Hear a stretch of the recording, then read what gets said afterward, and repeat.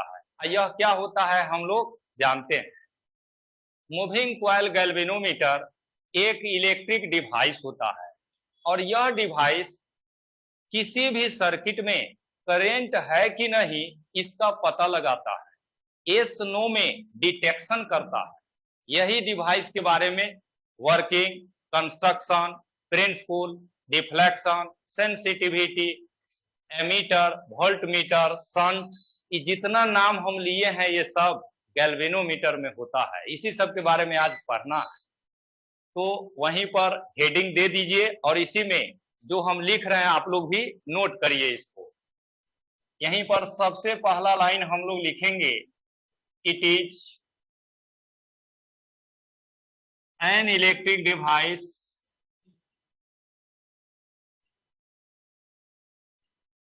used to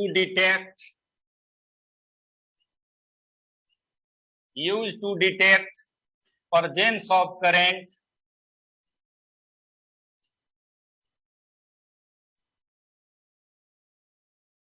in an electric circuit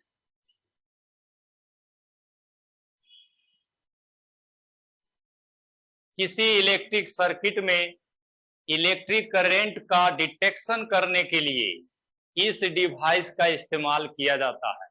ये galvanometer भी कई तरह के होते हैं। एम करीम के किताब में 3 गैल्वेनोमीटर के बारे में बताया गया है, tangent galvanometer, moving coil galvanometer and sine galvanometer, ऐसा 3 नाम से दिया है, लेकिन एनसीईआरटी में एक ही दिया है, इसलिए आपको क्लास में यही हम पढ़ाएंगे। लेकिन बाद में टेंजेंट गैल्वेनोमीटर भी हम आपको बताएंगे, अभी नहीं, बाद में जब आप अर्थ मैग्नेटिज्म पढ़िएगा तब उसके प्रिंसिपल भी आपको बताएंगे। तो मूविंग कॉइल गैल्वेनोमीटर क्या होता है हम लोग समझ गए। इसके बाद दूसरा नंबर में इट कंसिस्ट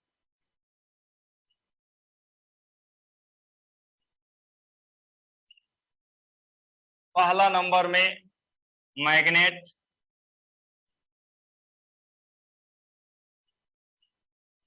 दूसरा नंबर में कॉइल जिसको आर्मेचर भी कहा जाता है,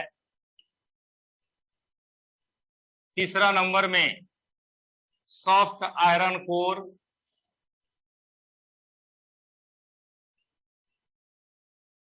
चौथा नंबर में स्प्रिंग, पांचवा नंबर में मीटर स्केल,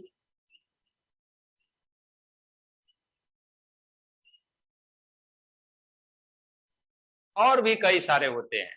अभी जो हम लिखे हैं ये सब मुख्य पार्ट है। तो गैल्वेनोमीटर करंट का डिटेक्शन करता तो है, लेकिन कैसे करता है या इसका जो बनावट होता है उसमें कौन कौन सामान का यूज होता है उसका लिस्ट यही है। अब गैल्वेनोमीटर का हम लोग कंस्ट्रक्शन पढ़ेंगे, यानी इसका बनावट।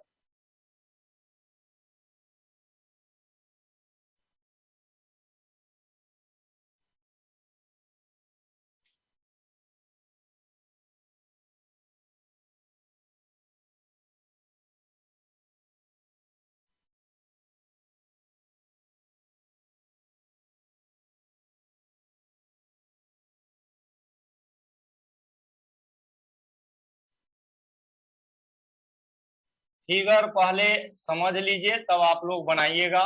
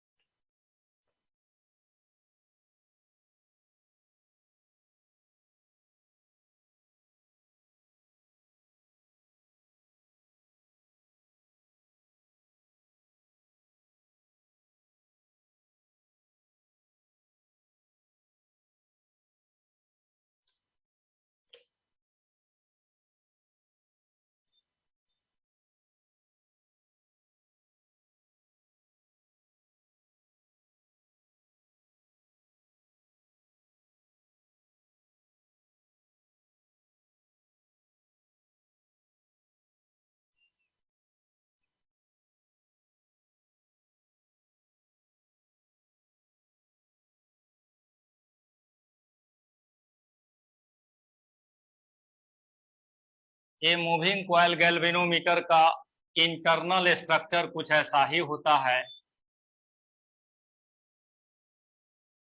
इस फिगर में कौन से टर्म क्या है इसको समझ लीजिए।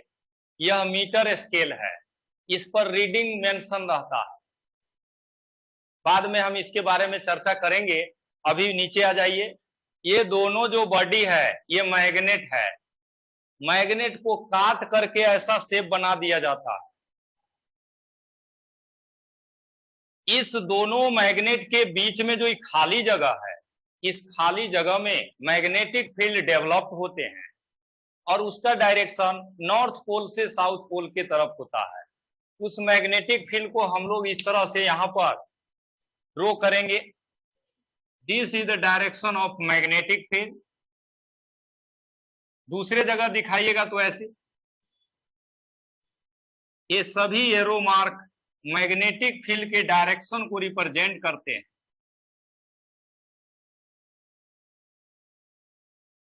ये जो मैग्नेटिक फील्ड को आप दिखाए हैं ये सब पैरेलल लाइंस के द्वारा आप नहीं दिखाए हैं।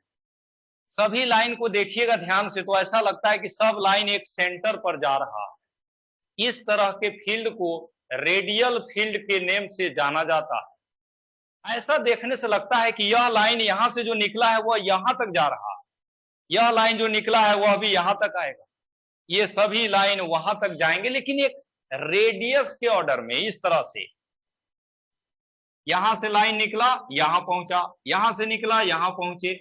ये सब जो लाइन आप देख रहे हैं वह इस सर्किल के रेडियस के जैसा है, इसीलिए इस मैग्नेटिक फील्ड को रेडियल फील्ड कहा जाता है।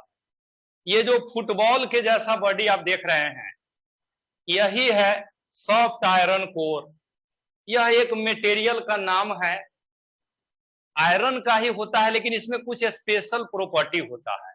कौन स्पेशल प्रॉपर्टी होता है ये हम लोग को यहाँ पर नहीं जानना है, सिर्फ यही जानना है कि ये फुटबॉल के जैसा जो है this is material made of soft iron core. इसी सॉफ्ट आयरन कोर पर ये रेड कलर का जो हम ऐसा बनाए हैं ये कॉइल लपेटा हुआ है। मतलब एक वायर है जिसका बाइंडिंग यहां पर इस तरह से किया गया है, दिस इज सर्कुलर वायर, इस तरह से यहां पर लपेटा हुआ है उस फुटबॉल के ऊपर। तो ये जो रेड कलर का आप देख रहे हैं ना यह कॉइल है, और ये जो सर्किल के जैसा बना हुआ है दिस इज स्प्रिंग। सबका नाम यहां पर लिख देते हैं। दिस इज मीटर स्केल,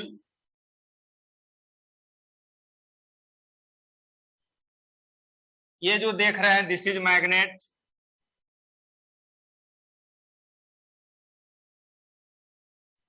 यह जो फिगर आप बनाए हैं दिस इज रेडियल फील्ड।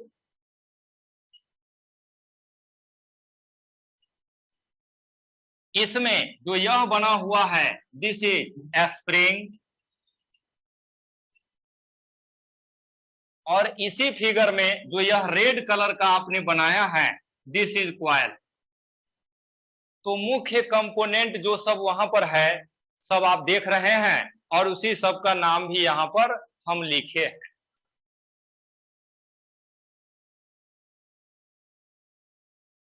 ये है कंस्ट्रक्शन।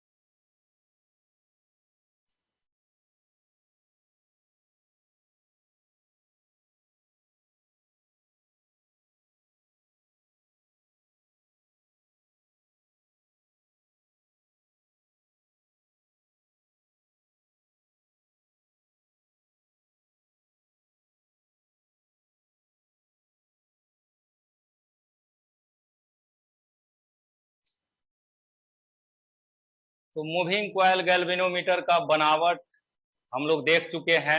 अब यह काम कैसे करता है इसको सीखना है। तो सीखने के लिए अब सब लोग रेडी हो जाइए। होता यह है कि ये जो कॉइल है, इस कॉइल आप गैल्वेनोमीटर से क्या करते हैं, करंट का पता लगाते हैं।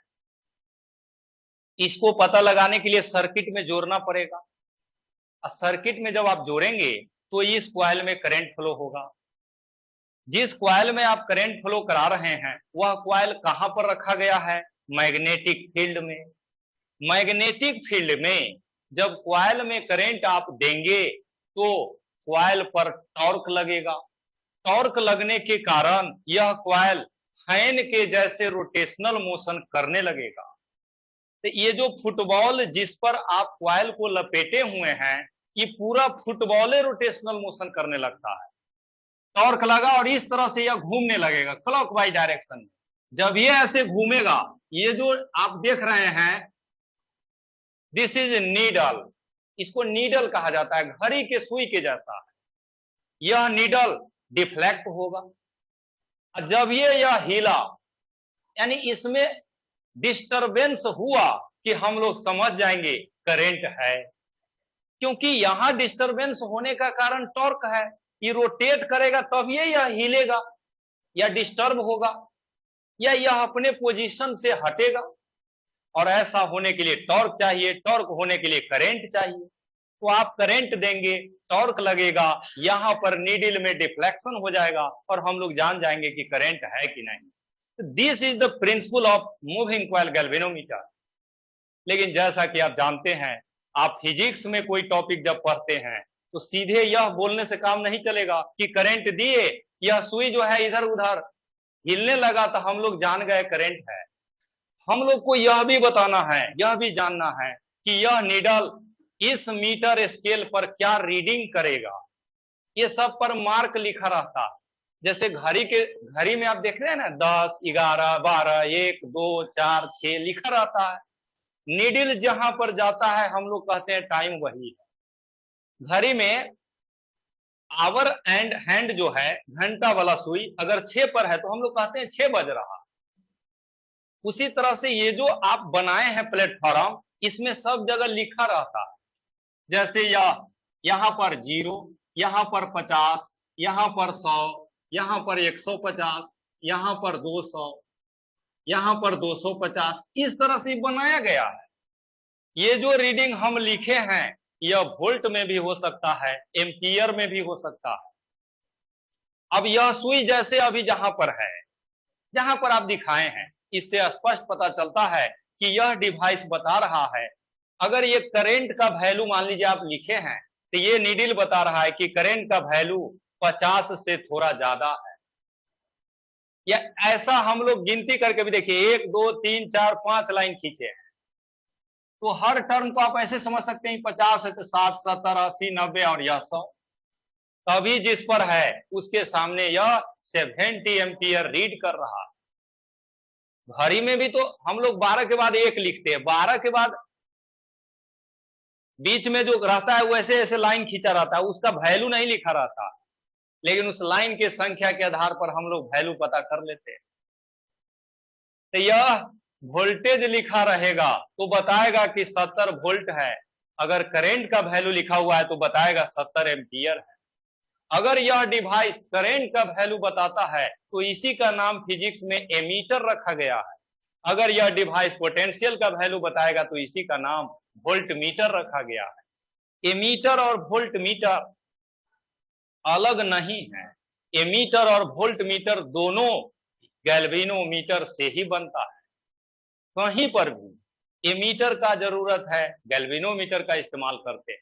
गैल्वेनोमीटर में ही कुछ मिला दिया जाता है तो ये मीटर बन जाता है, और कुछ दूसरा मिलाइएगा तो वोल्ट मीटर बन जाता है। अब देखिए नेक्स्ट, जैसा कि आप अभी सोच रहे होइएगा मेरे बारे में कि अभी बोल रहे थे कि इस कॉइल में करंट जाएगा तो यह फुटबॉल घूमने लगेगा टॉर्क के कारण, तो यह सुई भी घूमेगा, सुई तो रुकेगा ही नहीं। टॉर्क लगता है तो टॉर्क तो फैन के जैसे ना घूमेगा, कि घड़ी के स्विच जैसे रुकेगा नहीं। ये घूमता हुआ फुटबॉल को रोकने के लिए इसमें स्प्रिंग लगाया जाता है ताकि यह घूमेगा तो इधर से स्प्रिंग उसको टाइट करके रखेगा, यहां पर रुके रहो। और करंट बढ़ाइएगा तो और नीचे घूम जाएगा, और करंट बढ़ाइएगा तो और नीचे घूम जाएगा। अगर यह सुई रुका हुआ है तो इसका मतलब है करंट का टॉर्क स्प्रिंग के टॉर्क के द्वारा बैलेंस हो गया है या इक्विलिब्रियम कंडीशन को मेंटेन कर गया है। रोटेशनल इक्विलिब्रियम नाम का टर्म हम लोग क्लास 11 में पढ़ा करते हैं। वहां पर यह पढ़ते हैं कि अगर किसी बॉडी पर कई सारे टॉर्क लगे लेकिन सभी टॉर्क का सम 0 हो जाए, that is called rotational equilibrium. यहां पर भी वैसा ही है, करंट के कारण कॉइल से टॉर्क लगेगा और यह स्प्रिंग कॉइल को रोकने के लिए टॉर्क लगाता है।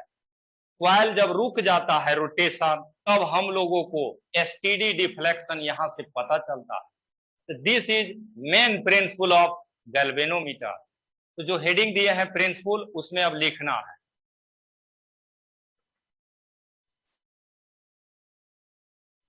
लिखिएगा, when an electric current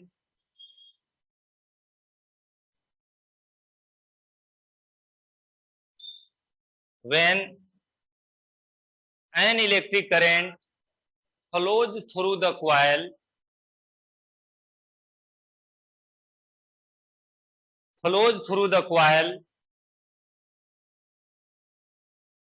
then torque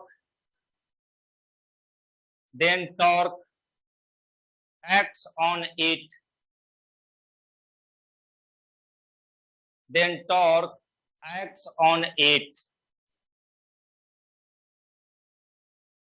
due to which soft iron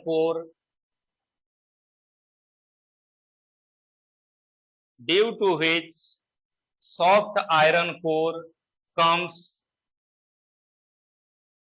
in rotational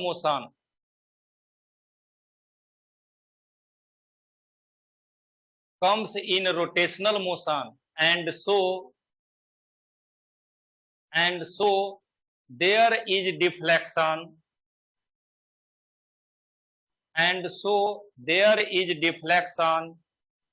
on meter scale.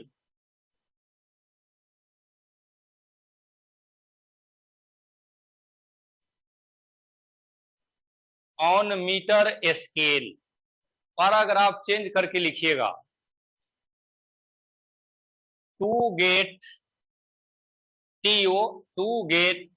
STD deflection, STEADY, to get STD deflection on meter scale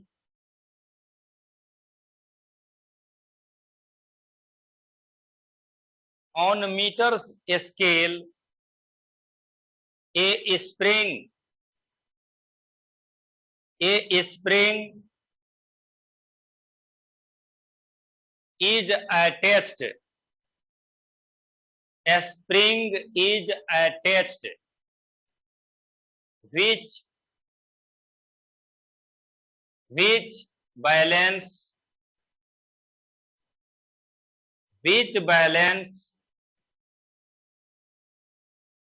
the torque due to current,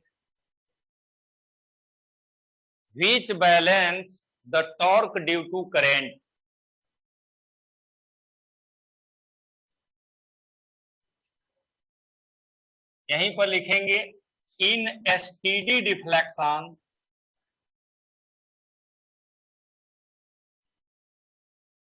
steady deflection का मतलब है metre scale पर वह needle जो है रुका हुआ है, इक्विलिब्रियम की बात हो रही है।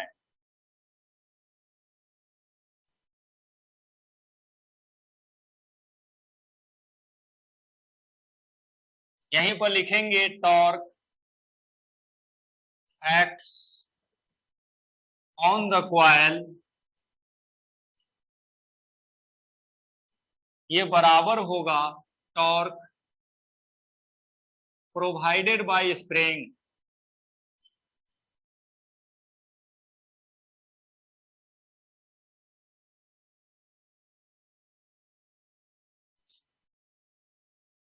कॉइल पर लगने वाला टॉर्क स्प्रिंग के द्वारा लगाया गया टॉर्क से बैलेंस्ड हो जाएगा। इसका मतलब दोनों टॉर्क बराबर होगा। अब कॉइल में कितना टॉर्क लगेगा, यानी करंट के कारण कितना टॉर्क लगेगा, इसका पढ़ाई हम लोग करके आए हैं। यहीं पर हम लोग मान लेते हैं let R be the radius of coil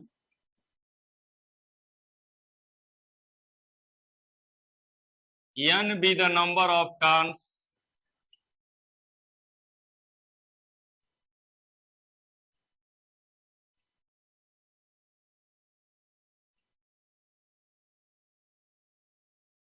and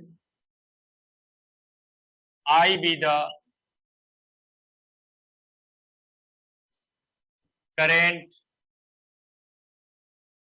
flows through the coil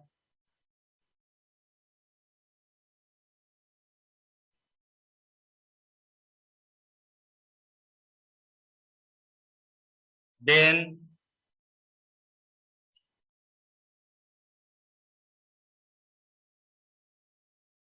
torque due to current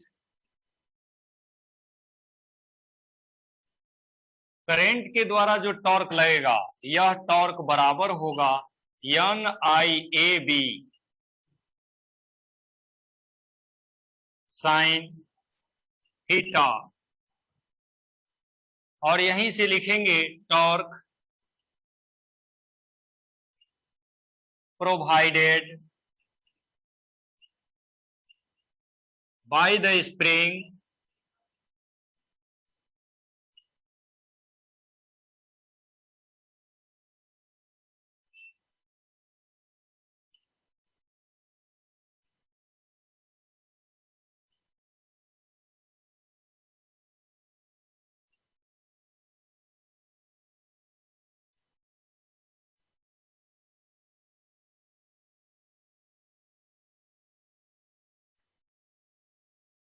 torque का रिलेशन लिखने के लिए हम लोग कॉइल का रेडियस, कॉइल में नंबर ऑफ टर्न, ये सब मान लिए हैं। कॉइल में करंट कितना है ये सब मान लिए।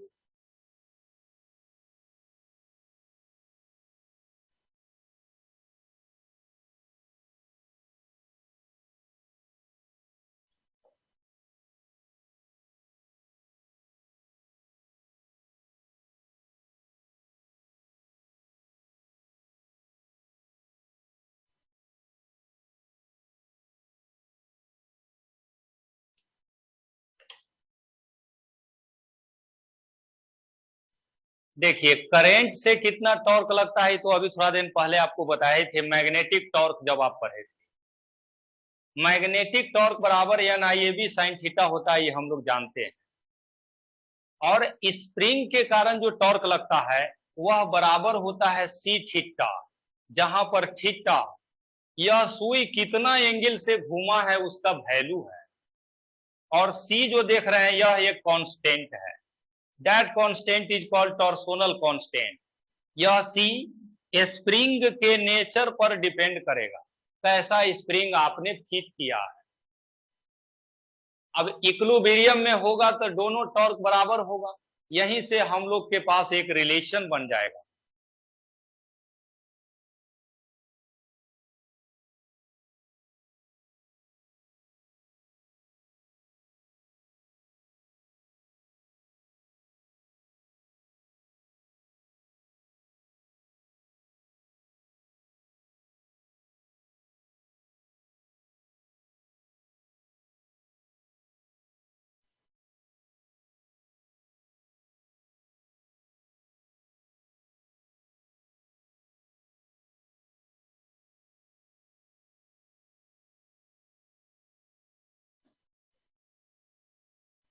यहीं पर हम लोग लिखेंगे इन इक्विलिब्रियम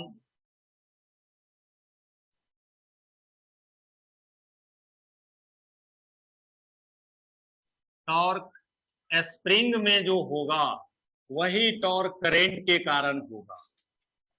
और स्प्रिंग में टॉर्क कितना है C थीटा, करंट का टॉर्क कितना है NIAB साइन 90 डिग्री।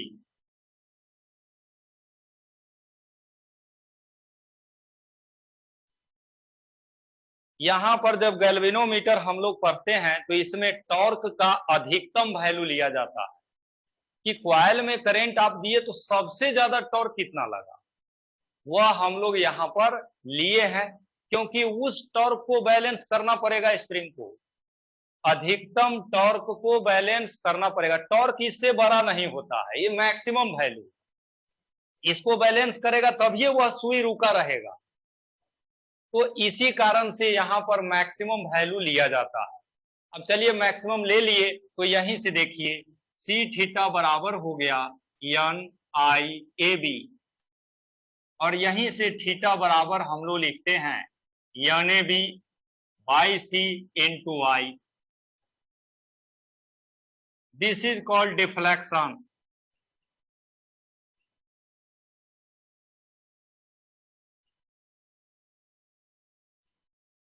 तो मीटर स्केल पर कितना डिग्री से डिफ्लेक्शन होगा उसका वैल्यू यहां से कैलकुलेट किया जाता है। ये थे गैल्वेनोमीटर के कुछ प्रिंसिपल, कुछ नहीं, गैल्वेनोमीटर के कंस्ट्रक्शन प्रिंसिपल, वर्किंग, कैसे काम करता है और कैसे यहां पर डिफ्लेक्शन मिलता है।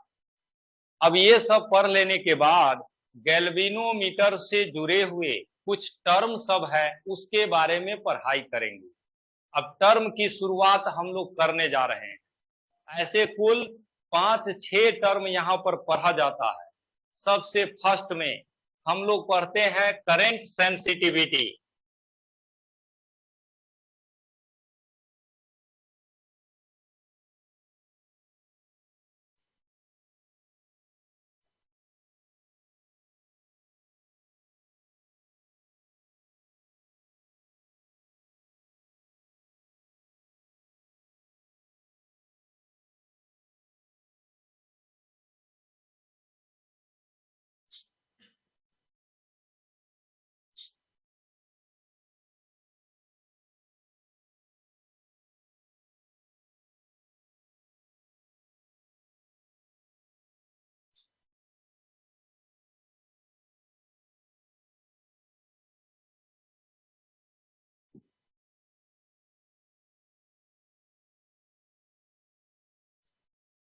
हाँ तो देखिए हम लोग पढ़ने आ गए करंट सेंसिटिविटी। यह क्या होता है समझिए।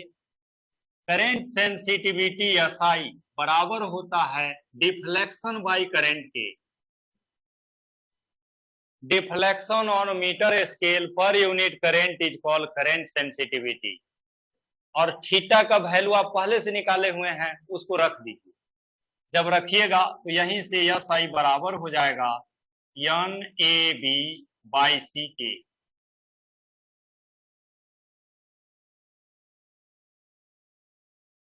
ये थीटा का वैल्यू जब वहां रखे तो करंट आई इस आई से कट गया, बचा यही। This is called current sensitivity.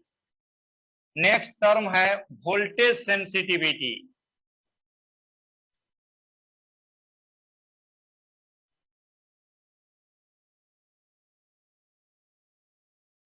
Voltage sensitivity को हम लोग ऐसे लिखते हैं यस भी।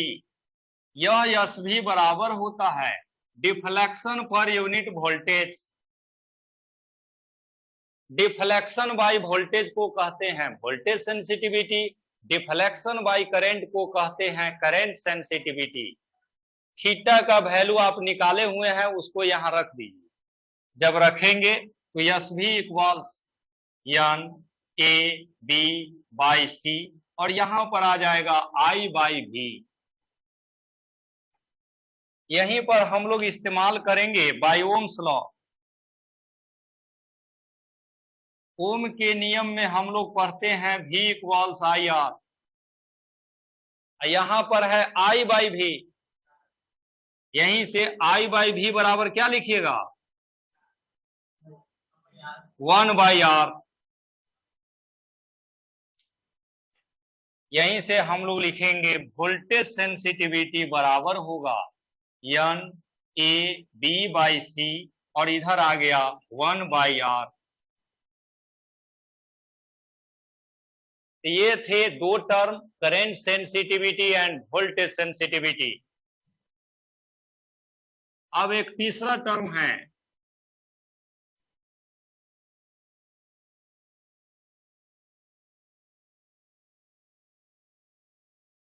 इसका नाम है शंट।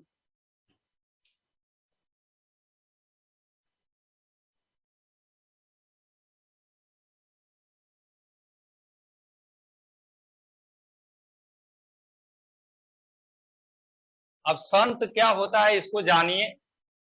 पहला नंबर, it is a wire having very small resistance.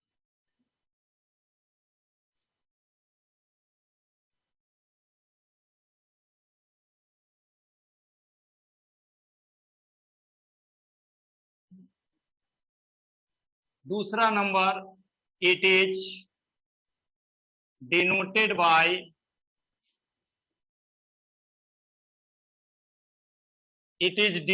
Bye yes.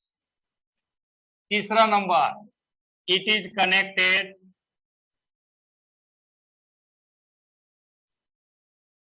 In parallel with the coil of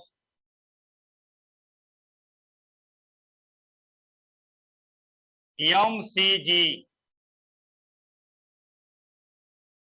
यहां पर हमने आपको बताया है शंट के बारे में। शंट जो है एक वायर का नाम है, एक ऐसा वायर जिसके पास बहुत कम रेसिस्टेंस होता है, 1 ओम, आधा ओम, आधा का भी आधा, ऐसे वायर या ऐसे रेसिस्टेंस का नाम शंट है। इसको यस सिंबल से लिखते हैं और इसको गैल्वेनोमीटर के कॉइल के पैरेलल में जोड़ा जाता है। क्यों जोड़ा जाता है, शंट की क्या जरूरत है, इसके बारे में भी हम लोग को समझना है। दरअसल होता क्या है कि गैल्वेनोमीटर में जो कॉइल होते हैं कई बार लपेटा हुआ रहता है, हजारों बार लपेटा हुआ होता है, जिसको हम लोग 1000 टर्न कहते हैं। टर्न बड़ा है इसका मतलब वायर बहुत बड़ा लगाया गया है। वायर बड़ा होगा तो रेसिस्टेंस भी बड़ा होगा। रेसिस्टेंस बड़ा होने के कारण जब गैल्वेनोमीटर को हम लोग इलेक्ट्रिक सर्किट में जोड़ते हैं तो वह करंट का वैल्यू बदल देता है। जैसे सर्किट में 50 एम्पियर करंट फ्लो हो रहा था, गैल्वेनोमीटर लगाइएगा तो अब वह 48 एम्पियर दिखाएगा। तो करंट का वैल्यू जो बदल दे रहा है उसका कारण उसके कॉइल में होने वाले रेसिस्टेंस है। उस रेसिस्टेंस फैक्टर को खत्म करने के लिए इस शंट रेसिस्टेंस को पैरेलल कॉम्बिनेशन में कनेक्ट किया जाता है। तो यह क्यों पढ़ते हैं, क्यों यूज करते हैं, ये भी हम आपको बताएं। शंट के बारे में आपको बता रहे थे यह कि मूविंग कॉइल गैल्वेनोमीटर में जो कॉइल होता है बहुत बार लपेटा जाता है, जिसके कारण उसमें रेसिस्टेंस का अमाउंट ज्यादा होता है। जब करंट उस कॉइल से पास कराते हैं तो वह रेसिस्टेंस करंट का वैल्यू डिक्रीज कर देता है। करंट का वैल्यू डिक्रीज न हो, गैल्वेनोमीटर से करंट पास कराने पर करंट न कम हो, नहीं बदले, इसके लिए शंट रेसिस्टेंस को गैल्वेनोमीटर के पैरेलल में जोड़ा जाता है। तो शंट रेसिस्टेंस क्या है, क्यों है, कैसे कनेक्ट होता है, किस काम के लिए होता है, ये सभी बातें आप जान चुके हैं। ये सब जो फिगर बनाए हैं इसी के नीचे यहीं पर पॉइंट दे करके लिखना है। लिखिएगा, when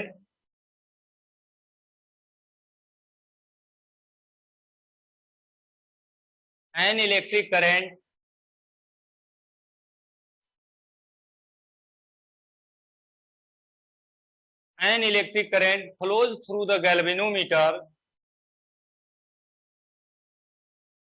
flows through the galvanometer, then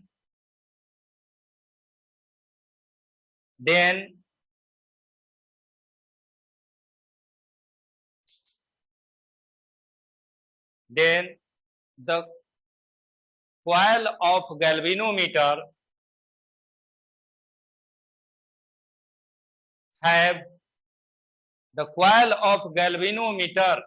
have large amount of resistance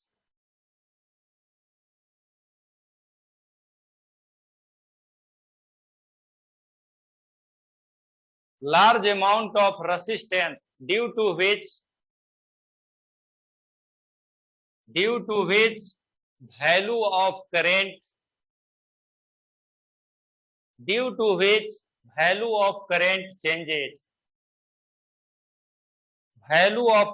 changes full stop देने के बाद लिखिएगा टू मिनिमाइज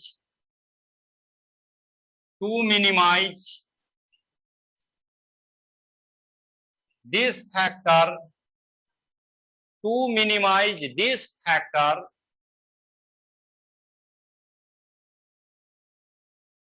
shunt resistance या सीधे लिखिएगा shunt is connected with parallel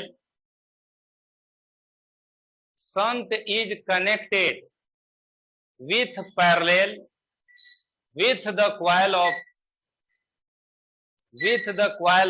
MCG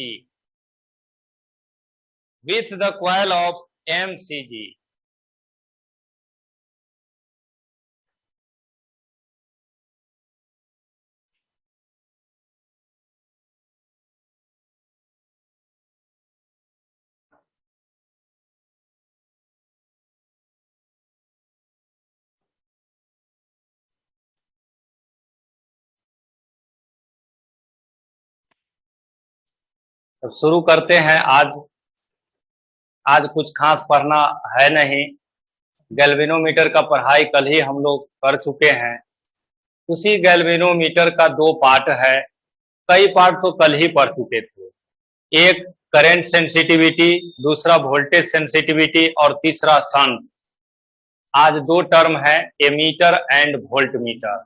इसी 2 के साथ इस चैप्टर का आज हम लोग फिनिश कर लेंगे, अंत करेंगे और इसका अगला चैप्टर नंबर 5 आज शुरू करेंगे। अब हम लोग पढ़ने जा रहे हैं एमीटर।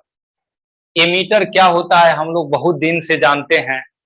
यह एक ऐसा डिवाइस है जिसका प्रयोग करंट का वैल्यू पता करने के लिए किया जाता है। किसी वायर में सर्किट में कितना करंट है यह डिटेक्शन करने के लिए एमीटर का प्रयोग करते हैं। और आज आपको हम यह कह रहे हैं कि एमीटर और कुछ नहीं है बल्कि गैल्वेनोमीटर को ही कहते हैं। सिर्फ गैल्वेनोमीटर में एक काम आपको कर देना है। अगर गैल्वेनोमीटर में शंट रेसिस्टेंस को आप कनेक्ट कर देते हैं, ये गैल्वेनोमीटर है, मूविंग कॉइल गैल्वेनोमीटर, इसमें आप शंट को जोड़ देते हैं ऐसे पैरेलल, तो यही डिवाइस जो बन गया, that device is called ammeter. इसीलिए डिफिनीशन हम लोग यही देते हैं, the shunted galvanometer is called ammeter. या when a wire of very small resistance is connected in parallel with the MCG, then ammeter form। तो एमीटर गैल्वेनोमीटर से ही बनता है। यह एक ऐसा डिवाइस है जिसका इस्तेमाल करंट का वैल्यू कैलकुलेट करने में किया जाता है।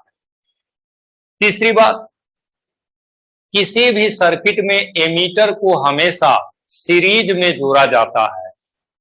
किसी भी सर्किट में, किसी भी वायर में आपको पता करना है करंट कितना है, तो एमीटर को सीरीज में जोड़ते हैं। ये सब बातें हम लोग पहले से भी पढ़े हुए हैं। तो जो हेडिंग दिए हैं इसी में पहला नंबर में लिखिएगा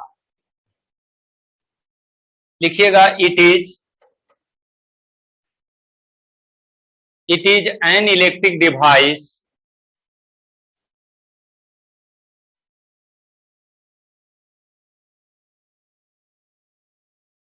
used to measure an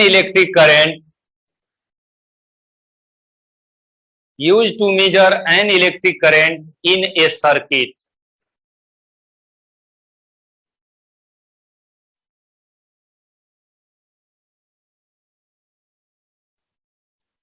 in A circuit. दूसरा नंबर में लिखिएगा if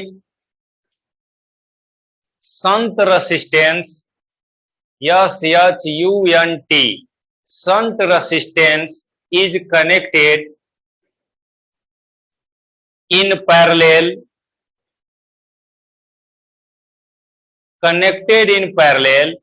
with the coil of MCG,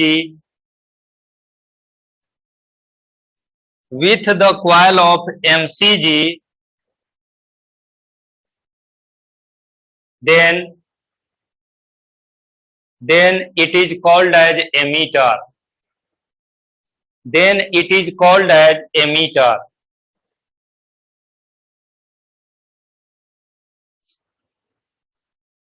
next point में लिखिएगा, it is always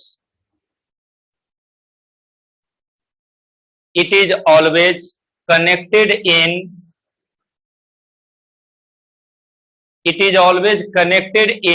series in circuit. वहीं पर नीचे अब अंतिम लास्ट लाइन में लिख दीजिएगा सिंबल, एमीटर का सिंबल यही होता है। ये जो देख रहे हैं यह गैल्वेनोमीटर का सिंबल है। ये सर्किट डायग्राम जो आप बनाए हैं यह एमीटर का सर्किट डायग्राम है। अब गैल्वेनोमीटर में भी कॉइल होता है, ऐसा हम लोग पढ़े, और कॉइल में बहुत लंबा कॉइल होता है तो उसमें रेसिस्टेंस होगा। कॉइल के रेसिस्टेंस को Rg से हम लोग लिखते हैं। This is resistance of coil of galvanometer, और यह शंट है, इसका नाम यस से लिखते हैं, और यहाँ जो रेसिस्टेंस है उसको हम लोग ऐसे लिख देते हैं Rs। This is shunt resistance, this is resistance of galvanometer. अब इसमें करंट फ्लो कराएंगे, अगर जैसे हम I करंट भेजे, यहां पर पहुंचने के बाद कुछ करंट गैल्वेनोमीटर में जाएगा, इस करंट को Ig सिंबल से लिखते हैं। Current through the galvanometer, rest current shunt से पास करेगा, that is I minus Ig, और यह करंट यहां से होते हुए आएगा और यहां से बाहर निकल जाएगा। यह है कंडक्शन ऑफ इलेक्ट्रिसिटी। जब शंट रेसिस्टेंस को कनेक्ट कर दीजिएगा तो इस तरह से करंट दिखाएंगे। अब यहां पर हम लोग KVL का इस्तेमाल करेंगे। KVL बाय अप्लाइंग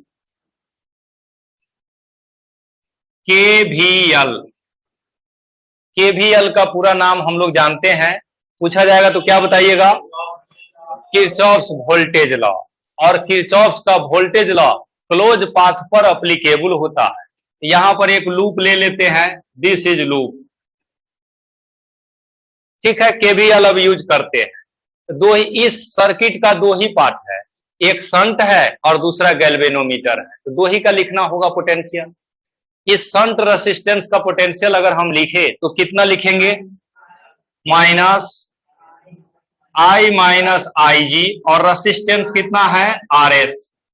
गैल्वेनोमीटर का क्या लिखिएगा?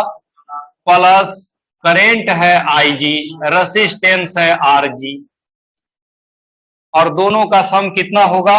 0। यही हम लोग लिखते हैं। अब देखिए यहीं पर ये माइनस वाले को उस साइड भेज दीजिए, तो यहां से हो जाएगा Ig Rg बराबर हो गया, ये माइनस वाला इधर आएगा तो I माइनस Ig, और यहीं पर बच गया है Rs। यहां से शंट रेसिस्टेंस अगर निकालेंगे तो यह आ जाएगा Ig Rg by I minus Ig, और यहीं से शंट रेसिस्टेंस का वैल्यू आप ऐसे भी कैलकुलेट करते हैं, Rs equals Rg by I minus Ig,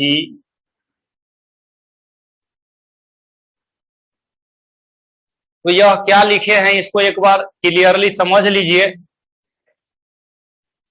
यहां पर जो आईजी था, इस आईजी को हम सबसे नीचे ले आए हैं, जैसा कि आप देख रहे हैं। लिख सकते हैं ऐसा, फिर सोल्व करेंगे तो यही हो जाएगा।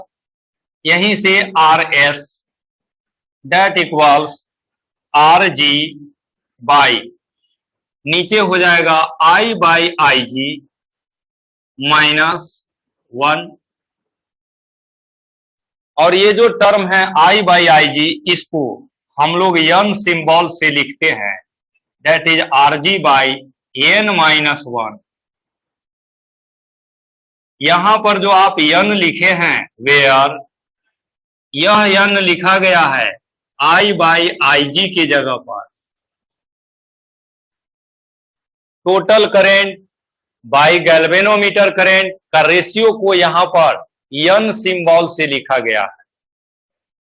यह एक इक्वेशन है जिससे करंट दिया रहेगा तो हम लोग शंट रेसिस्टेंस का कैलकुलेशन कर सकते हैं।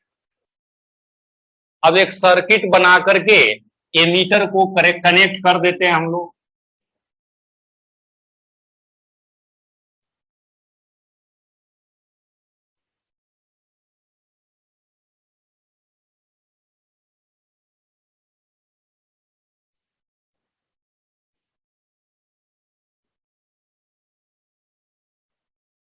यह एक इलेक्ट्रिक सर्किट है और करंट का वैल्यू जानने के लिए हम लोग इसमें एमीटर को लगाते हैं। जब आप एमीटर लगाइएगा तो वह हमेशा सीरीज में जोड़ा जाता है।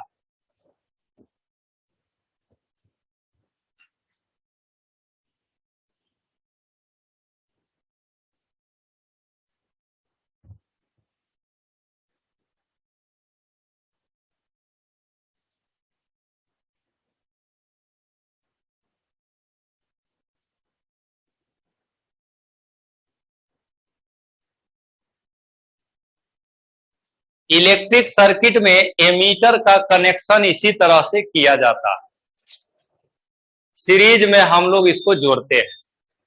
यह था एमीटर जिसका पढ़ाई हम लोग कर चुके हैं। अब बच गया वोल्ट मीटर।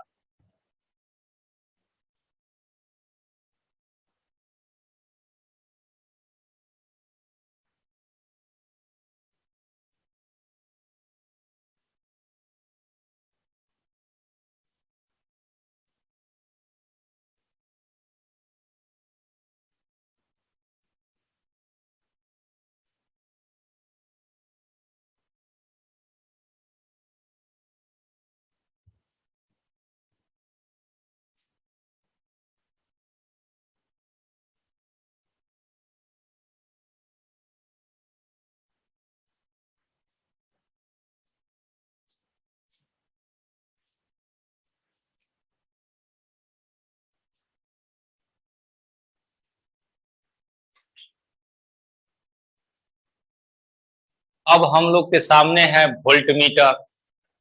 ये किसको कहते हैं हम लोग पहले से जानते हैं, लेकिन यह बनाया कैसे जाता है सो आज जानिए। मूविंग कॉइल गैल्वेनोमीटर ले लेना और इसके सीरीज में एक रेसिस्टेंस को जोड़ देना है।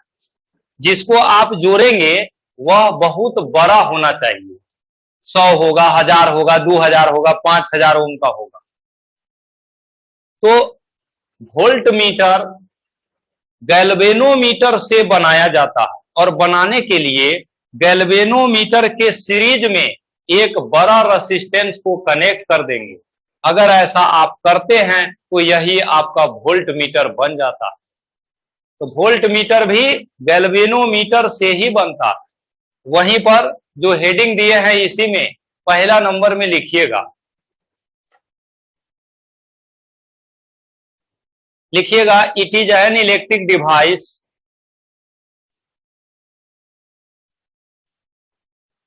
it is an electric device used to measure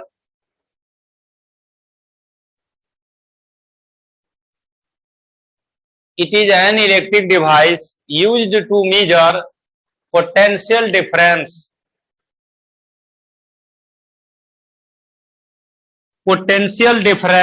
between 2 points potential difference between 2 points in a circuit.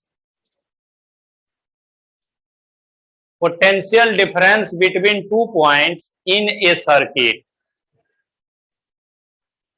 दूसरा नंबर में लिखिएगा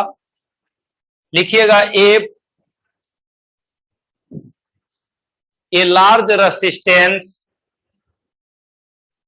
is connected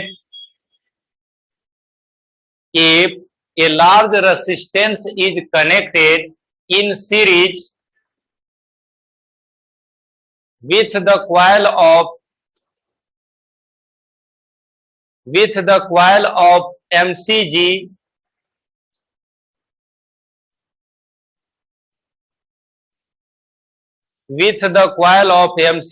then voltmeter obtain.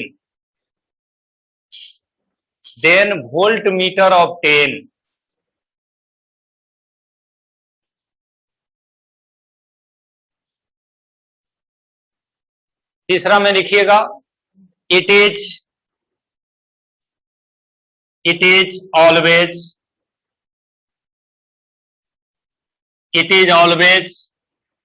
connected in parallel. It is always connected in parallel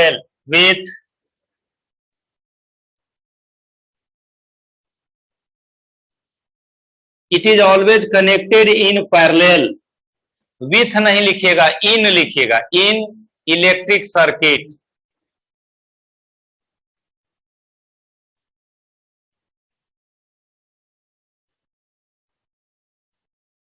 वहीं पर diagram बना दीजिएगा ऐसे, यह और यही है आपका वोल्ट मीटर. इसका सिंबल अगर लिखना होगा तो ऐसे, वोल्ट मीटर का सिंबल यही है.